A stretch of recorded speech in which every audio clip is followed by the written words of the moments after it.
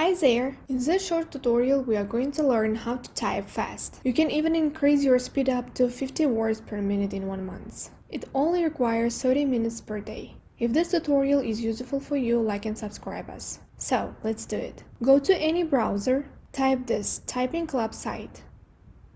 And here you can change the site language only, not typing language. Press get started. And pay attention, here by default you can learn the typing in English keyboard. But if you want to learn another language, go here and select your language.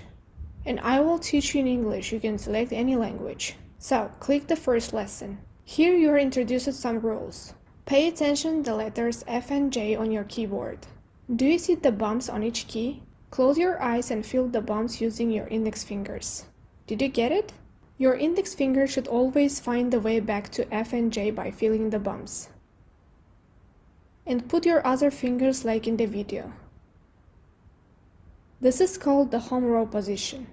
For example, to type the letter U, your right index finger will travel up one key and then quickly return to the bump on J key.